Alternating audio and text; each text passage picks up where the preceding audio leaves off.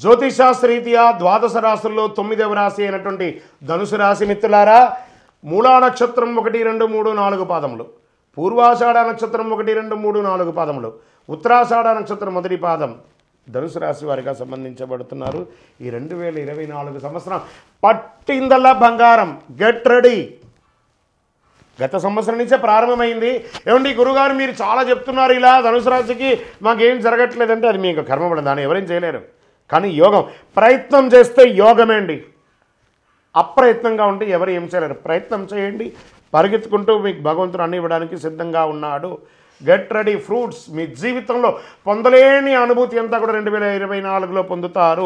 4వ స్థానంలో రాహు, గురువు 5వ స్థానంలో ప్రవేశించి సంవత్సరం అంతా అక్కడే ఉంటారు. 4వ స్థానంలో రాహును విదేశాల్లో పర్మనెంట్ రెసిడెన్స్ కోసం ప్రయత్నం చేసేవారికి అనుకూల యోగాన్ని ఇస్తున్నాడు.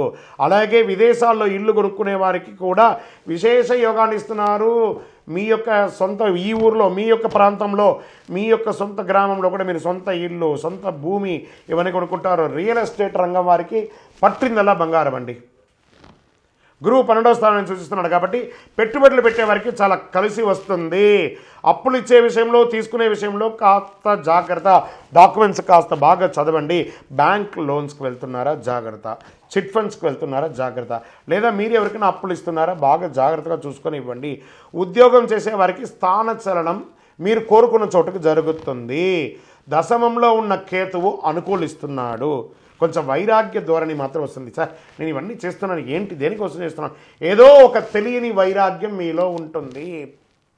విదేశీయ విద్య విషయంలో చాలా అనుకూలంగా ఉంటుంది. 3వ స్థానంలో శని మీకు విశేషంగా అనుకూలిస్తున్నాడు. వివాహానికి యోగము, వివాహం కాని వారికి యోగం, వివాహం అయిన వారికి దంపతుల మధ్య సఖ్యత పెరుగుతుంది, సంతాన సాఫల్యం అవుతుంది, దంపతుల మధ్య ప్రేమానురాగాలు పెరుగుతుంది, ప్రేమికులకి ప్రేమ వివాహం అయ్యే అవకాశం ఉంది. జూన్ 30 వరకు చాలా అనుకూలంగా ఉంటుంది. తర్వాత కొంత అనుకూలత తగ్గుతుంది వివాహ విషయంలో, తర్వాత అన్ని కంటిన్యూ అవుతుంది. మీ జన్మ జాతక ప్రకారం ఎందుకంటే ఎలా ఉంటుందంటే, వ్యవసాయదారులకి యోగం, ఈ యొక్క ప్రజాక్షేత్రంలో ఉన్నటువంటి రాజకీయ నాయకులకి యోగమే యోగం.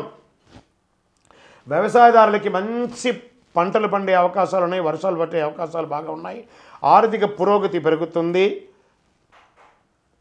సంతాన సాఫల్యం పెరుగుతుంది.